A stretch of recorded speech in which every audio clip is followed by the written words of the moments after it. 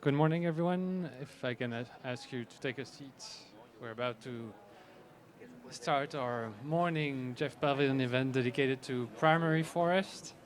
I'm Jorgis Sapienskas. I'm part of the biodiversity team in the GEF Secretariat, and I will just give a 2-minute introductory word because I want to leave most time to our amazing panelists.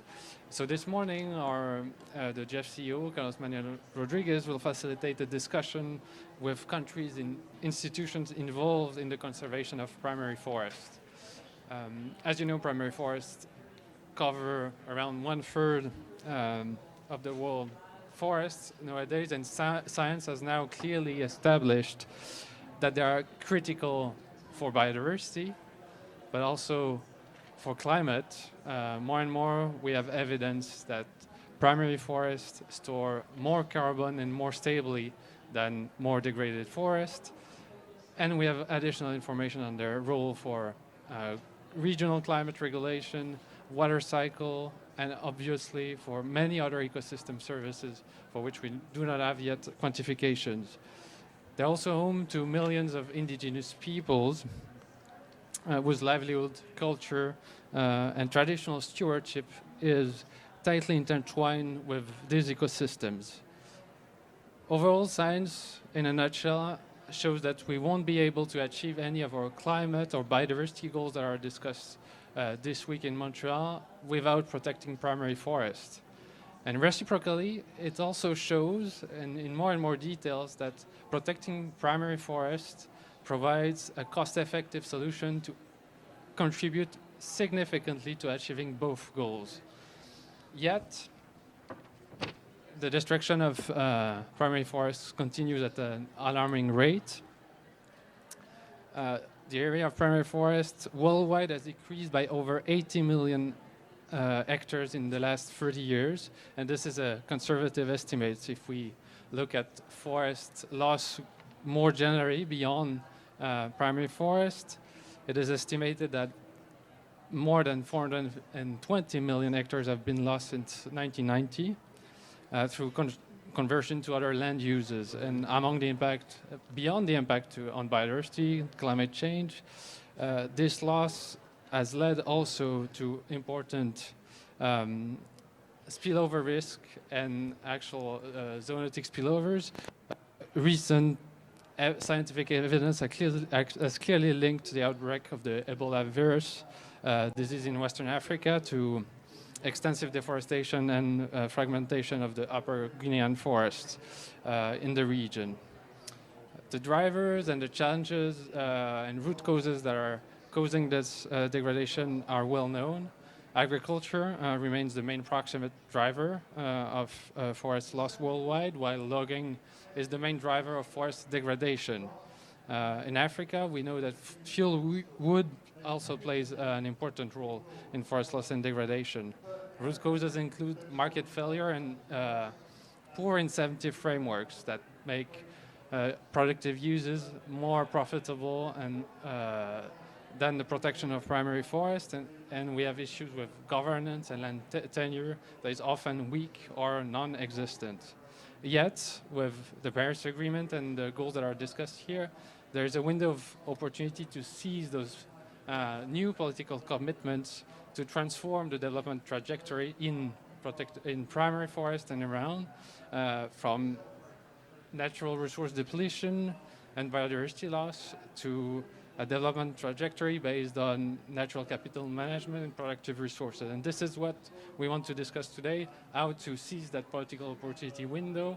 And Carlos Manuel will discuss with representatives from countries that are a more significant part of primary forests, but also institutions that are helping countries to understand and protect their primary forest. So our CEO is joined today by Gustavo Manrique Miranda, the Minister of Environment, Water and Ecological Transition of Ecuador, a country that hosts 62% of forests. And congratulations for that. And we'll hear about the challenges and opportunities that this harbors. He's joined also by Valerie Iki, Global Director for Environment, Natural Resources and Blue Economy at the World Bank Group, but by Ms. Eike Hen, the director at the Federal Ministry for Economic Cooperation of Germany, and by Mr. Cyril Kormos, the executive director of Wild Heritage. And with that, please, Carlos Manuel. Thank you, Jorges, and I will stand up so I can see everybody here. 17 years ago, I was here as a climate negotiator in Montreal. People don't remember that there was a COP before this one here in Montreal. It was a climate convention COP, and in 2005, forests were not even considered part of the solution for climate change.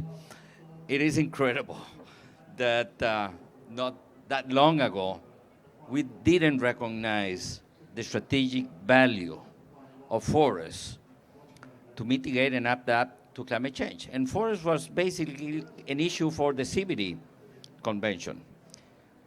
Then, a couple of years ago in Glasgow, I went to another UNFCCC COP, COP26, and having participated in many CBD and UNFCCC COPs as a negotiator from Costa Rica, in Glasgow, I really felt confused because I didn't know if I were in a CBD COP or a UNFCCC COP, which at the end of the day make me feel super happy because we were finally connecting the dots with regards to the role of nature. And yes, of course, since then, nature-based solution, ecosystem-based adaptation is very much embedded in the conversation of the COPs. The conversation of the COPs, not the decisions of the COP. And I want to underline this. One thing is what we discuss here at the side events, and the other thing is what's happening on the other room right next to us, which are the negotiations. There's a huge gap within what we talk here and what is happening over there. And today, I think that we have a very good opportunity to talk, to discuss, to think on what should be the right outcomes with regards to this COP in the context of the important strategic roles of primary forests. So yes, we've gone a long way ever since. But let me share some major challenges that we have. I was able to participate in the first ever forest carbon transaction in the world. 1997, Costa Rica sold 250,000 tons of carbon to Norway.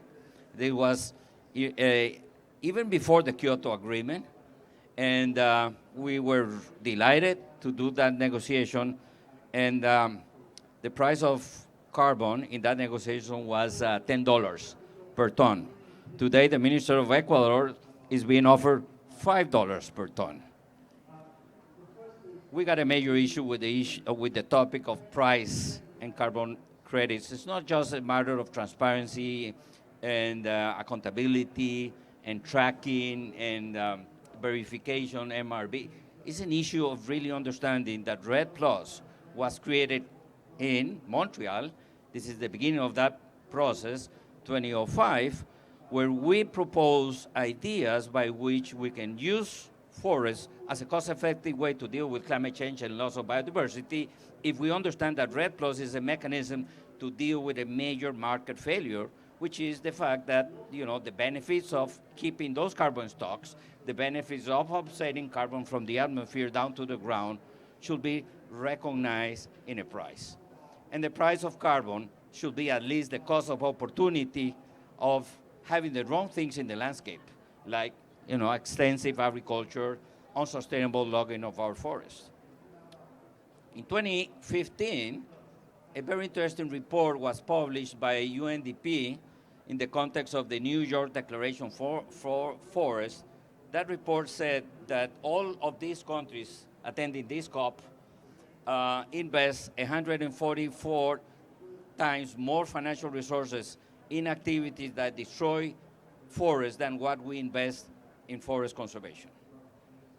So it's not an issue. At the end of the day, it's not an issue of the right price, which is important. It's not an issue of mobilizing financial resources from the south, from the north to the south, within the South, from private sector, from philanthropic. It's a matter of political coherence.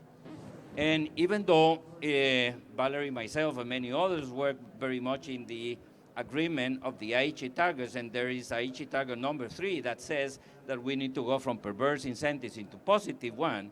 If we see the negotiations of what is happening today, we're going backwards to what we already agree on this issue of subsidies and perverse incentives today. So today, in this event is a golden opportunity for us to think and really try to influence the negotiations. Even though the science and the evidence is there, and we should operate and respond to the science and the evidence, seems like there's a big wall within the side events and the main negotiations. Primary forest as a concept is not there. If we don't protect the primary forests, and don't get the wrong impression that primary forests are just rainforests. These are boreal forests. These are temperate forests.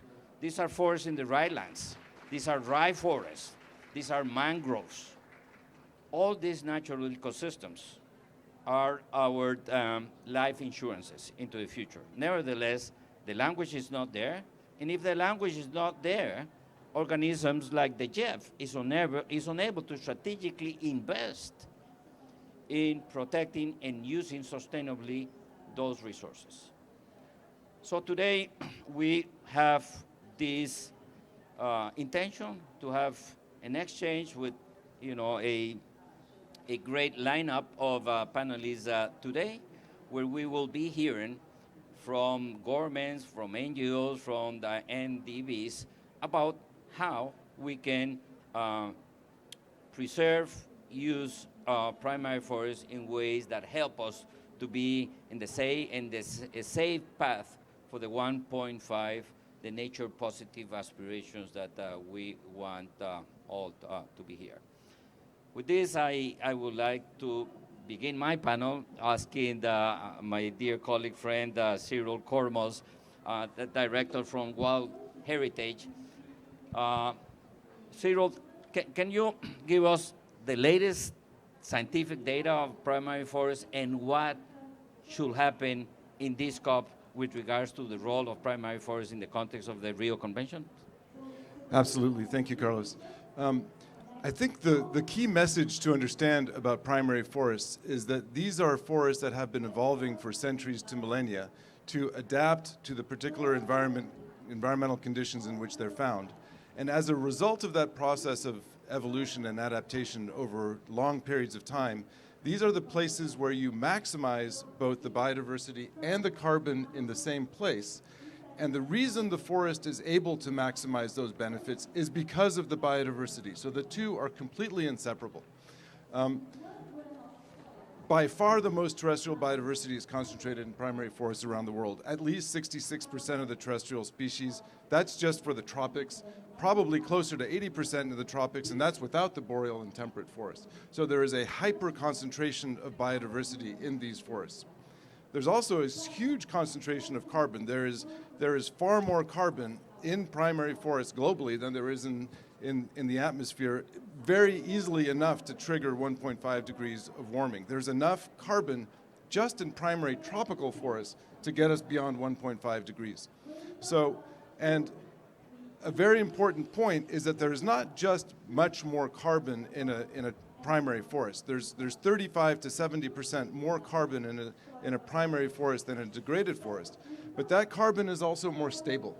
By virtue of the fact that these places still have all their species, the forest is more resistant to change and it's more resilient to change. So that if there's a disturbance, the forest will recover more quickly. And the other thing is that a primary forest is longer lived. It's got much better longevity. You may have a fair amount of carbon in a degraded forest, but you don't know what's going to happen to that forest in 30 or 40 years. It could burn, there could be an insect infestation, there could be a drought, and the forest could collapse. But a primary forest will persist, it will persist for centuries. So they store more carbon, they store more stable carbon, safer carbon, lower risk carbon, so it's a much better investment. And they store longer lived carbon, and that is specifically because of the fact that they still have all their species. So there's a hyper concentration of benefits, also the homeland of indigenous peoples, also important for fresh water flow, for keeping people safe from zoonotic spillover, erosion control, pollination, et cetera, et cetera. So think of these places as the hyper concentration of benefits. And the last thing I'll say is, right now, we don't have primary forests in the negotiations. We did have primary forest decisions in 2018. So these decisions exist in the CBD decisions. And we had primary forests in the draft text until Nairobi. There is text on intact forests, which is pretty good, but intact forest often refers only to the largest places, not to the small fragments of primary forests that are very important for restoration.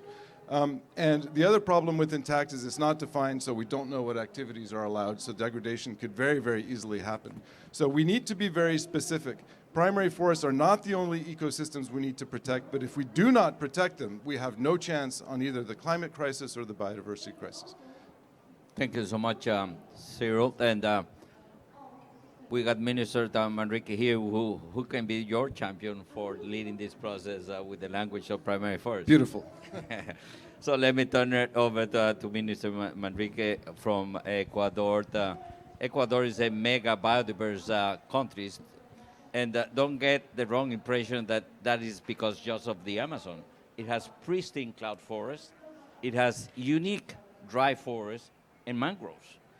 I mean, Ecuador has a little bit of everything, but at the same time, it has a lot of challenges. It's a country with a lot of oil and gas. It's a country that had a lot of positive challenges with regards to indigenous communities, to farmers, to rights to the carbon, rights to the land. I mean, if Ecuador can put all things together, I think that, you know, it can give us a lot of hope on how we can work with many other nations. And yes, it's a high forest, low deforestation nation. And I hope that Minister Manrique can tell us the story of the latest conversations about carbon credit transactions. So the floor is yours, Minister Manrique. Thank you, Carlos. Always good to see you, all of you. Just a couple more numbers that I would like to add. We have Galapagos as well, where we dived a couple months ago with you. So we have a lot to conserve. We have a lot of reasons where it came the theory of evolution, you know, from Charles Darwin. We have 51% of our country is under a way of conservation. We have 12.5 million hectares of natural forest, but 12.1 million is primary forest. So it's quite a lot. It is a very important area of our country. We only emit 0.18% of the gas emissions worldwide. That's our contribution for the gas emissions. But we have, as you said, one of the most mega diverse countries in the world. Actually, we are the number one in a number of species per square kilometer. So, and 49% of that forest, we have indigenous community people living there. And 79%, it is on the Amazon. Even though we have the highlands, we have the mangrove and some other things. So we have a lot of reasons to preserve. We have a lot of reasons to find ways to protect that. What challenge do we have? You know that people deforest not because they don't like a certain tree or they want to see, they want to have a better view. In Ecuador, this number, I think it is very important for you to remember. 7 of every 10 Ecuadorian, they don't have a formal employment. Employment, you say? A job. 7 out of 10. So a poor person that it won't be able to eat that night if they have in front of them a tree, and that's $50, you know, they see a plate of food. there. So going back to the initial problem is how we create jobs in order for them not to deforest and or being paid, because that money, in the way we have developed the traceability of that money, how it goes, that money to the community, we create jobs, we create bio-entrepreneurs, we create ecotourism, we create cosmetics from the Amazon. So if we fight the jobs or to create jobs, we will stop deforestation as well. We have the highest rate of child malnutrition in Ecuador, in all the region. We have around 30%. So again, it is hard if we are not going to deforest. And by the way, another data that I would like to share, Carlos, is that in these last 19 months, we have increased our national protected areas by 42%.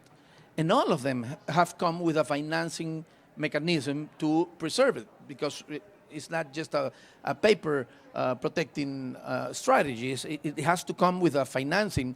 That's why the Red Plus, we were the second country in the world to be paid, and we paid those $2.5 million to 720 communities, indigenous communities. So we were the first country as well 2 months ago to create the non-deforestation certification for cacao and coffee. And now those producers from the Amazon, they are receiving from $200 per quintal to $600. They haven't been paid 3 times their price, right? We're promoting the bioeconomy as well, the second evaluation of the national forest, and some other things. So those are more or less the drivers that we are trying to stop, and those are the reasons as well why to do it. And thank you, Minister. Also, it will be important, Minister, if you can explain us a little bit about Sociobosque. Sociobosque is a very interesting financial tool for forest conservation that has been developed in Ecuador, where they do payments for environmental services, but they got a social angle into this. This is a tool for poverty alleviation as well as a way to preserve the forest. It's very different to the other payments for environmental services that we have seen in Costa Rica, Mexico, in many other places. So Sociobosque is a very interesting mechanism because you generate an income while protecting the forest. Yes, you said it. It is that we have 1.6 million hectares protected under that mechanism. It's an Ecuadorian mechanism named Sociobosque, which means a partner forest or forest partner, which is a partner for the world in order for them not to go through agriculture expansion and to protect those three, the highlands, mangrove, or in the Amazon. We have more than around 3,000 communities there, 160,000 people living on that, and the government, with Germany and Manrique and some other countries, we pay them an amount depending on the richness of the ecosystem. We pay them to preserve. We pay them in order not to deforest, to do cattle, or to do rice or corn, or just to deforest to sell wood. So we pay them from $7 to $15, depending if it's a community, if it's an individual. We're investing around $13 million for that, Carlos. And the challenge we have, and this is a quote, and advertising, this is the marketing moment of my speech, is that 70% of that comes from the fiscal budget, and 30% mainly from Germany, Norway, and UK, mostly, and obviously you help as well, the other 30%. So again, I want you to tie our challenges of people without jobs, to fight malnutrition, the lack of budget we have for national security, for education. So we just create the marine reserve in Galapagos. I don't know if you heard, Galapagos Marine Reserve Hermandad, and we are the biggest fishing fleet in the Pacific East. So in order to protect, not to having incomes today, not tomorrow, today for that, it is a maturity message for the world, for such a small country and with such a biggest needs, basic needs. So Sociobosque is fighting that. Sociobosque is working. We pay them in order to preserve, for not to harvest or deforest. So this is very interesting, Minister, because Sociobosque is an excellent example of how a country is mobilizing resources from all sources. While in that next room to us, there's a big confrontation on how we will finance the new GBF, and tends, in my very personal impression, they tend to believe that there's just one source, which is ODA. And here we got an excellent example of how Ecuador has been able to mobilize domestic resources, multilateral resources through the GEF, and bilateral resources through international aid. Final question, Minister. You've been on the front line of doing some deals on carbon markets. What are the pros and cons that you have seen with regards to your conversations in terms of the carbon markets, the forest carbon markets? I come from the private sector, so I'm going to make an analogy for this. If a big company from Asia or United States or Canada is willing to invest in South America, they will send their developing international guy to see which country is the best one to invest. That's the way I see the market for carbon. It is trillions of dollars that in the next decade are going to mobilize. So the countries that will give more secureness, will give more legal frames, will give more traceability, will give more secureness for the investors or for the people that is willing to be involved in the market, in the carbon market, those countries will receive that. So what is doing Ecuador for that? We are facing a referendum on February, in a couple months. And we had two questions in order to touch the Constitution. One is in the Article 74. We are asking to the population, do you agree that the indigenous community should be compensated for their efforts of conservation? And in the poll you say en la encuesta, and the poll, it is obviously 86% of yes. So we are working with the Constitution to give more clarification for the world. We have a Constitution that is very clear in order to move resources for that. Then we're working in legal or in laws in the Congress.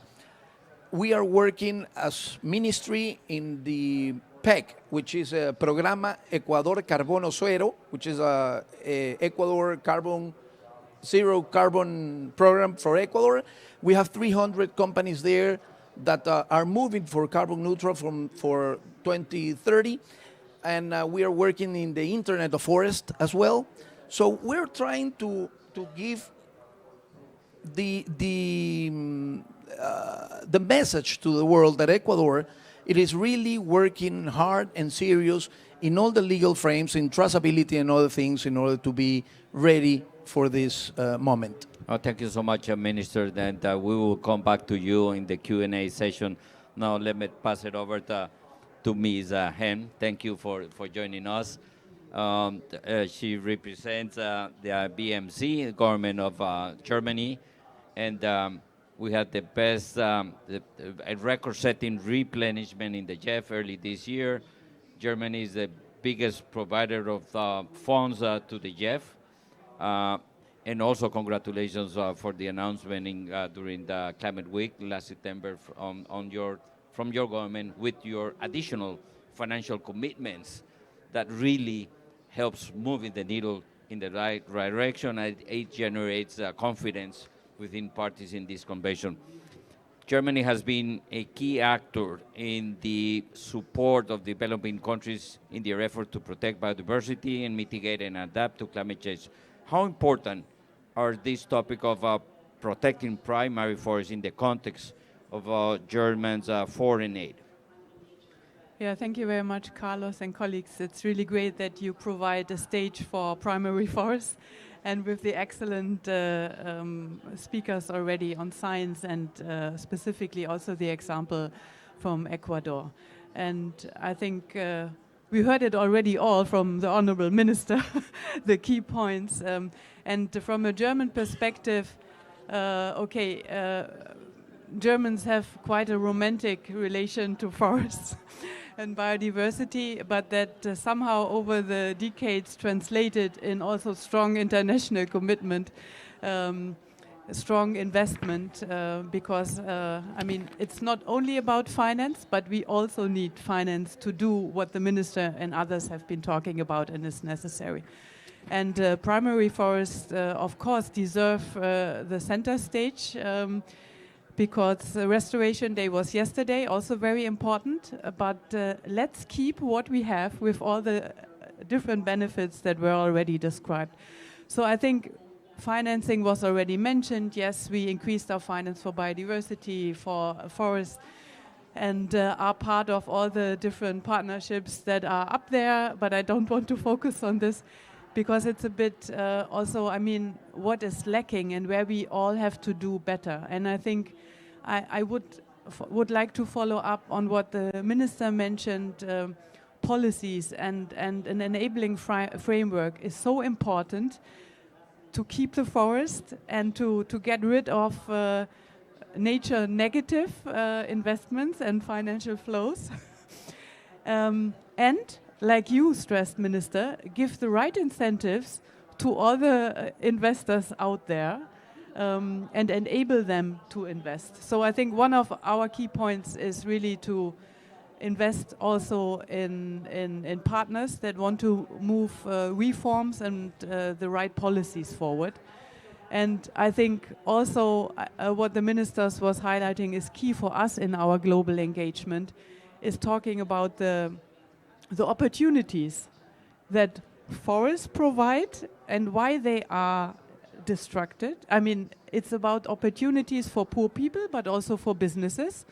Logging in the wrong way, of course, we all agree, and you're a bit worried where I'm going with this line of thought, I can see from your faces.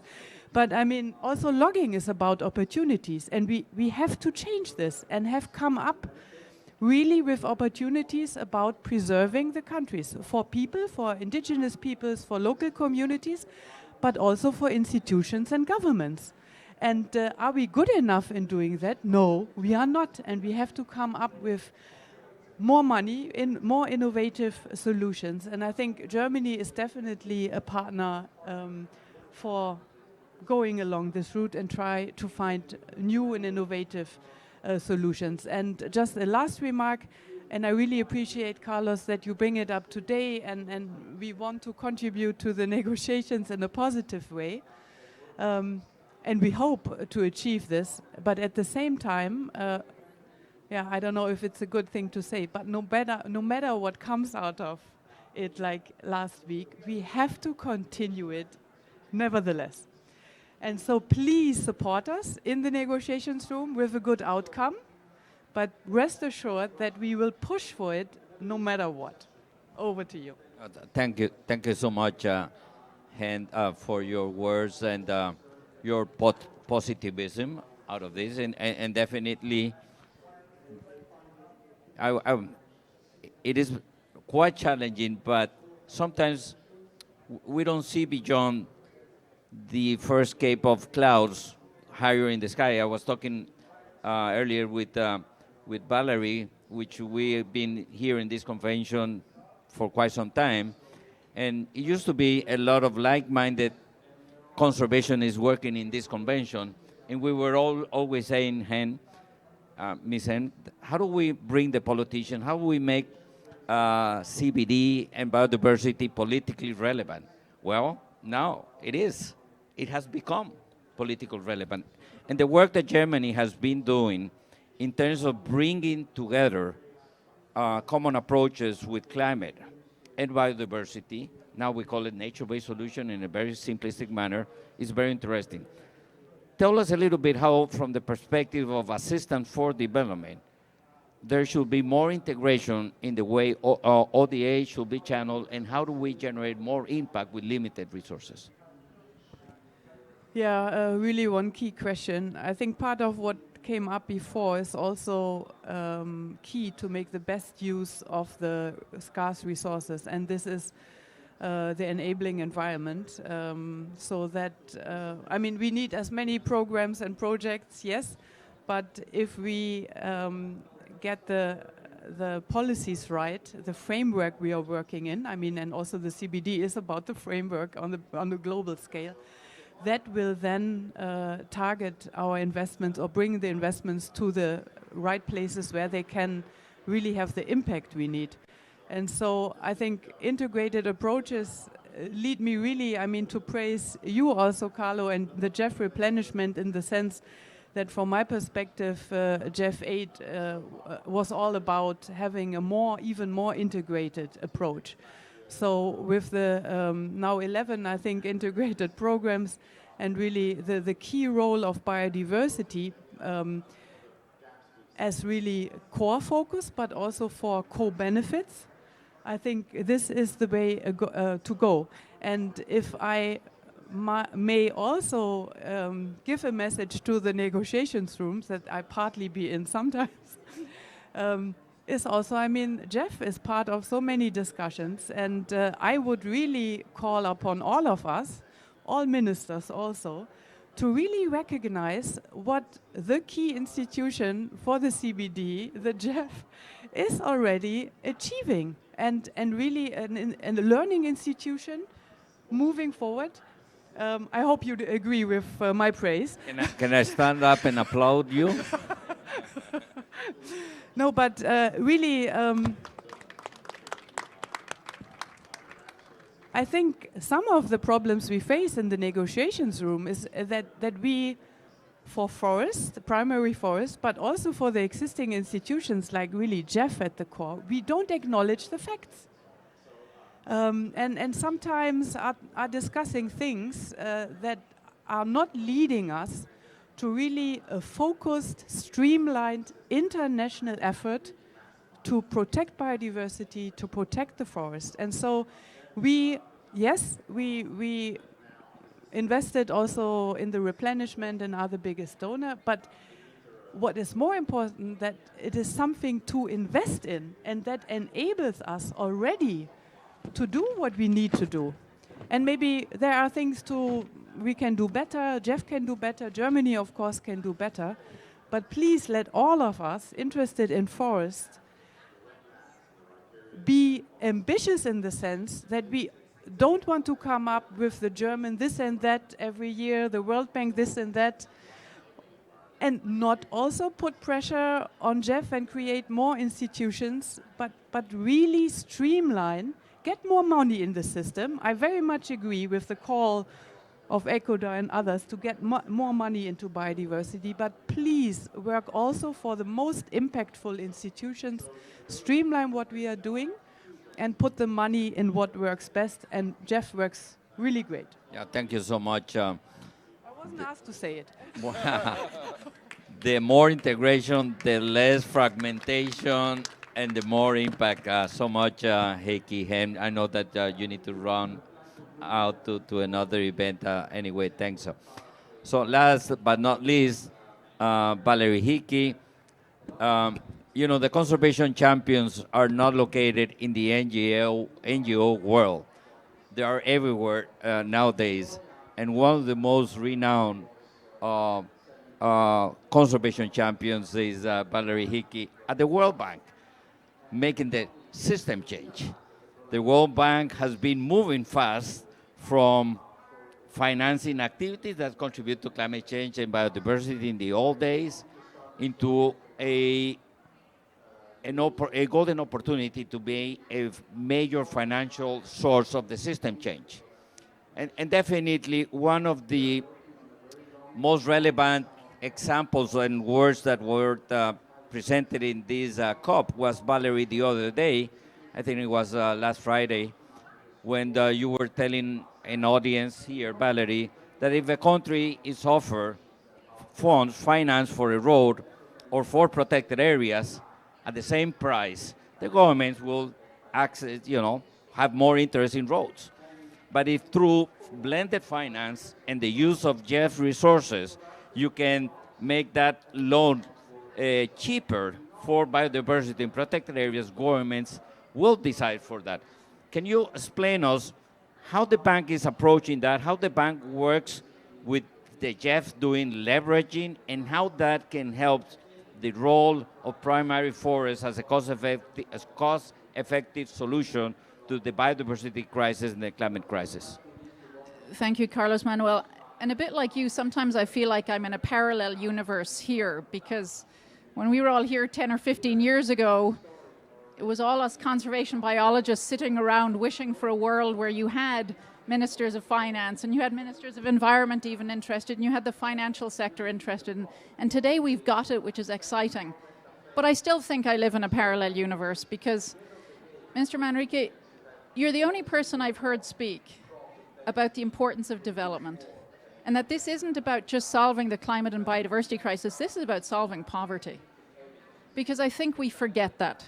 And it's absolutely critical that as we talk about saving biodiversity, we talk about saving the people who are saving biodiversity and making sure that they have a path out of poverty and we can represent their voices. And I really want to say thank you, because we live in a world where 222 million people are starving to death today. And in this discussion here, we don't talk, not in this room right now, because we have, thanks to the minister, we don't talk about it enough, and we need to have that conversation. 30% of children are malnourished in Ecuador.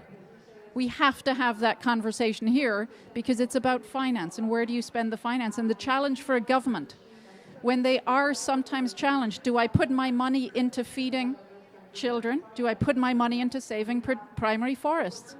That's a real trade-off. And that's why we have to talk about reducing the cost of capital.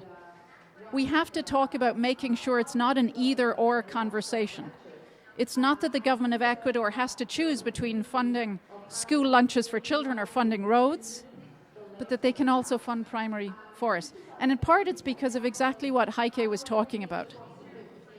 That's the other part of the parallel universe I feel like I'm living in here in Montreal. Everybody's talking about the need for a biodiversity fund. We have one. It's called the GEF.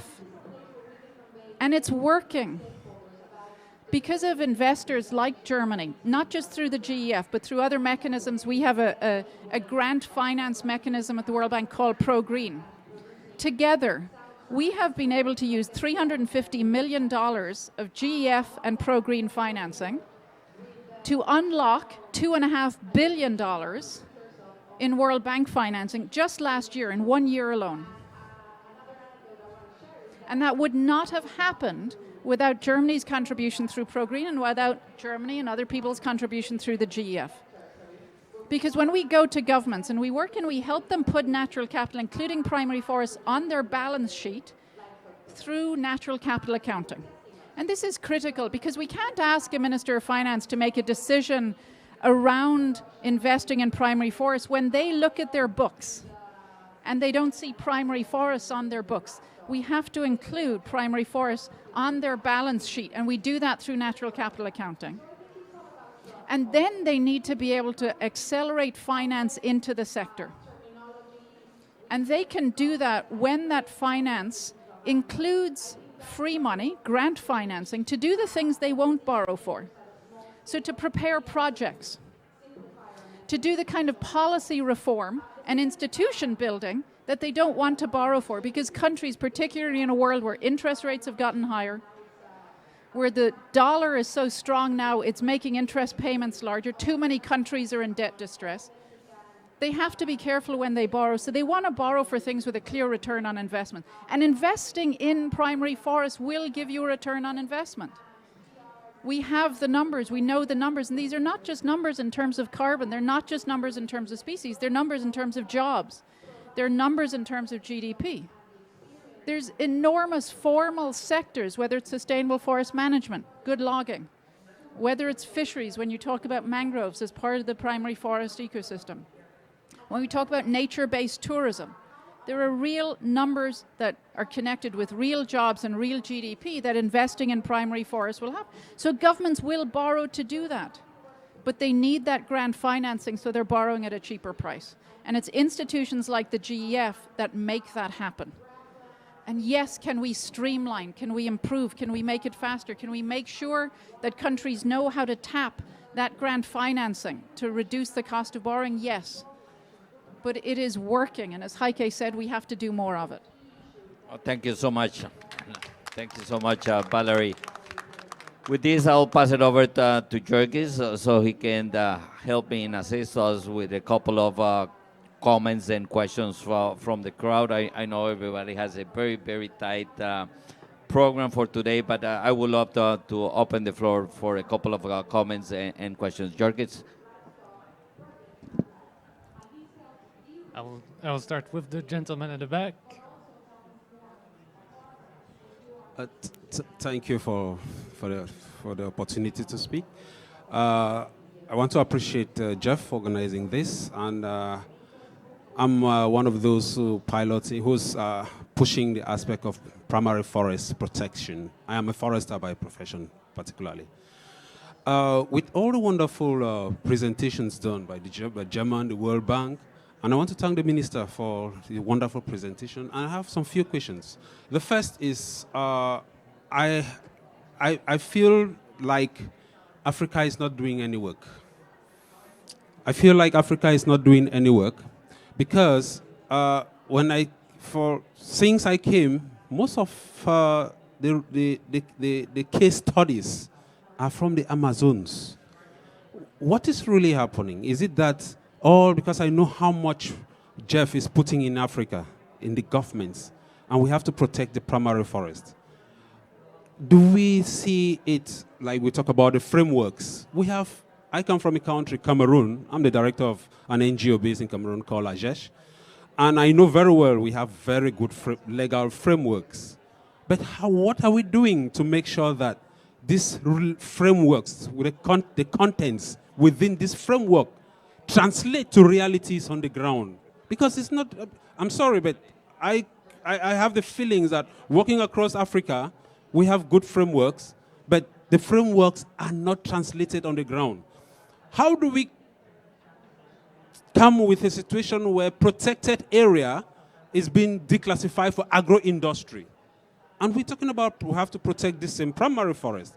So I want to find out what mechanisms Jeff, the Germans, the World Bank were putting in place to protect the primary forest, to ensure that we reduce the expansion of oil and gas, logging concessions, mining concessions. We see the devastating situation with mining, how people are dying. And at the same time, I will not also blame some of the governments because they need the money. And he who gives the money dictates the tone. And most of the logging concessions, most of the mining concessions are ready to pay the money. So what are we going to do? Because if we have to protect the primary forest, the government will not protect the primary forest when there's mine under. So what do we do to ensure this? The government will not protect the primary forest when the logging company is ready to pay. So I think there is need for us to change the narratives, look at how and why, and to also put down mechanisms, monitoring mechanisms to ensure that the investments made or the funding that are giving deliver the real results. We should refrain from just reading reports, but go down to the field and see the reality. Underpinning community involvement, community participation, community income. Because in most cases, we keep saying, yeah, indigenous people. We say it more when we come to forums. But go down to the field and talk with the real people. Are they really involved? Do they really reap the benefits? We are just coming from Sharm el-Sheikh, where with all the investments that came in, with all the declarations in Glasgow, not up to 2% went down of all the investments. What is happening? I think we need to change the narratives. We need to change our funding mechanisms and approaches and put in place robust traceability systems wherein we have good public-private partnership and get the governments and even some of the business entities to be accountable for some of the damages that they are caused in primary forest. Thank you. Thank you. I will collect the second question so that the panel can get all of them. Thank you. I'm Virginia Young from Griffith University and the Australian Rainforest Conservation Society. And one of the hopes, and Valerie and I have discussed this, is the new UN Statistical Commission's ecosystem accounting framework, which has a unique element in it, and that is a reference level of the natural condition of an ecosystem. So a primary forest is the reference level for assessing the integrity of your forests. And those differences in integrity can and should be reflected on a country's balance sheet. So if you're a high forest, low deforestation country, all that primary forest that's been really difficult to access funding for through REDD Plus and other mechanisms, that high value of all the ecosystem services provided by a primary forest, including carbon retention, water quality and supply, pollination, there's a long list, that will show up as a higher value on your balance sheet than a degraded forest, than a logged forest. But it also shows you the recovery potential and the restoration benefit. And it's a really important missing piece in the UNFCCC and the CBD to guide action, and particularly to guide synergistic or integrated action.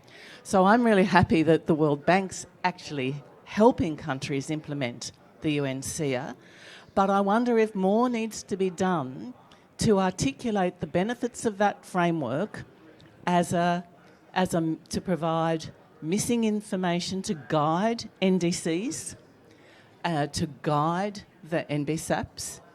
It's actually a bridge between all the Rio conventions. And it puts up in lights that the integrity of ecosystems matters. If you think about it, it underpins the success or failure of all the Rio conventions. You lose high integrity in your ecosystems, you lose the game on everything. You lose the climate, biodiversity, the sustainable development, the lot. So this, I think, actually needs to get much more attention, including the importance of that reference level, which I think, I know there are working groups have been set up as part of the Statistical Commission's work, including on forests, but I think there's a whole education and advocacy piece that needs to happen around this work, and I'd like to hear more about what the bank is actually doing. Thank you. I just want to jump in very quickly. Because primary forests maximize both your carbon and your biodiversity, and because the ecosystem integrity of the system is so vital, it becomes one of the largest investment opportunities for indigenous peoples and communities, because you can now direct the climate finance and redirect perverse subsidies and other sources of funding to the communities and to the indigenous peoples who are doing the ecological restoration and who are doing the conservation and protection of these primary forests. So this is a huge opportunity not to do fortress conservation, but the contrary, to use the funding, the development funding, to encourage the restoration and the protection of primary forests. So this is a massive, massive opportunity. We have never had the money we needed to do conservation on this planet. We've always been competing with development. This is the opportunity to bring the development and the conservation agendas together in one place through biodiversity, through ecosystem integrity, through climate change, and through communities. This is an incredibly important moment in time because now we have the funding, and we've never had it before. So this is a big, big change. We're not talking about kicking people out. We're not talking about fortress conservation. We're talking about solving all of these problems finally together. Go ahead. No, thank you. Just briefly focusing on your comment from Cameroon, and thank you for bringing Africa into our discussion. I think that was very powerful, and I mean, thinking about the pre-COP in Kinshasa, the discussion we had now with Ecuador present was in September, or no, in October, very much focused on primary forest in Africa as part of the climate discussion. And I think on your two key points, frameworks, yes, but they have to work on the ground and be implemented, and also the impact has to be delivered on biodiversity, on forest, but also for the local communities and people. I mean, I couldn't agree more. This is what the objective is, I think, for our discussion here, be it Latin America, Africa, or wherever. So, yes, thank you for bringing up Africa. And Africa is, of course, a key part of every conversation. So, for example, it's not even always a discussion about either or, and either it's development or jobs or it's conservation. In lots of parts of Africa, conservation is driving jobs. So we looked at, for example, in Zambia, in the Lower Zambezi River National Park, nature-based tourism there produces 7,500 jobs, created 7,500 jobs. That's 7,500 families who, because of an intact national park, can put food on their table, can put their kids to school, have a life that enables them to be part of the middle class. So we need to show ministers of finance those numbers. And I think this is where there's another gap. We always talk about the policy gap, we always talk about the financing gap, but we don't talk enough about the organizational gap. One of the reasons UNSEA, I think, isn't well understood is we've spent an awful lot of time on the methodology, not enough time talking to people about what it does and making sure people understand it. And it's the same for local communities. We spend an awful lot of time financing intermediaries in place of Indigenous peoples because Indigenous peoples and local communities don't often have the administrative capacity and organization to accept funding directly and to report on funding. We need to begin to make sure that we stand up Indigenous people and local community organizations, give them the administrative capacity and training they need so that not only can they accept financing, they can have a seat at the table, not always intermediated by NGOs and others, and make sure that as we stand IPLC organizations up, the intermediaries can step down and we can save financing and make sure that works. But the importance of building organizations and of socializing these ideas and make sure people understand what UNSEA does. And Virginia, the last point about data and metrics is so important. We didn't mention this today, but the reason it's critical to keep primary forests, we talked about a lot of the reasons. One of them is it's no good restoring something if we don't know what it should look like, if we don't know what success looks like. And if we lose all of our primary forests and all the different biomes, we will have no idea when we have done it right. So we need it as that reference level, not just in the economic modeling, but in real life too. Thank you, Valerie. There's one more concept that I would like to add to the conversation, besides putting food on the table, which I agree, that's the genesis of the problem in our case, you know. But the other concept is respect. You know, it's like having treasure under a mesquite or under any church of any religion and coming something with more power and say, I have to take what is underground your church or your mesquite. Or so it's a matter of understanding that the assembly of the indigenous people is under a tree, a millennial tree. So respect have to come over the table in our conversations, besides ecosystemic services and other things. And to my friend or to the friend of Cameroon, I would like to share a personal experience with you. It's our case. I can't talk about Africa. I don't know almost anything. Probably Carlos can add something more, but I can talk about Ecuador. And Margaret Thatcher had a phrase that she said, she used to say it very often, that typically in humanity history, good changes or bad changes have depend in one person. I'm sorry. In our case, is the president. I went to the president and I said to him, you know how much Carlos is from Costa Rica, so probably he will know about this, but do you know how much it's worth a pound of a marlin in Costa Rica and how much it's worth a pound of a marlin in Ecuador? And in Costa Rica, a pound of a marlin is worth $750. And in Ecuador, $3. And he said, is that expensive, Costa Rica? And he said, no, President, it's because they live it alive. And they have created an ecotourism system of catch and release, and they value the change of the life of the marlin of 20 years, and they value the renting of the room, the renting of the car, the parts of the boat, the captain, everything. So they create a public policy around leaving everything alive, you know, and not creating a public policy of extractivism. And it worked. Costa Rica is 5 times smaller than Ecuador, and they have an income of $5 billion in ecotourism, and we have 1.6 billion having Galapagos and Amazon and 14 nationalities. So convincing one people, my friend, sometimes it's more important than doing a lot of things. And I told him that we are as rich as Germany, as Norway, as UK, as Japan, but we have the richness of our country in biodiversity. So it's like having it in a bank vault. It is there. We have to now create the richness about living alive everything, not taking it away. And the other, I always say to him that we have 2 currencies that the world needs in order to survive. One is biodiversity.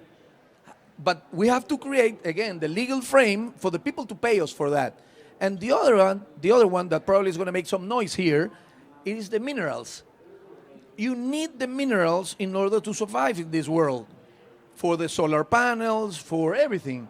So the challenge here is how to take them with the consensus or consensus with indigenous people, if not, with a net loss zero of biodiversity. And I think we're capable of doing that. So we are writing a white paper with 30, 40 people, brilliant people, to create the post-petroleum era of Ecuador. And not to reduce to zero the oil, but to increase some other incomes. And for your comment, World Bank has been fantastic for Ecuador to accelerate our ecological transition. They have given us, in this 19 months, probably $1.5 billion in different operations. And in all of them, the condition, it is, okay, for this transaction, Ecuador has to have their normative about climate change. In this other one, for forest. In this other one, for water. So it is like a lot for the government or for the Ministry of Finance, which is very green, not just because of the bills.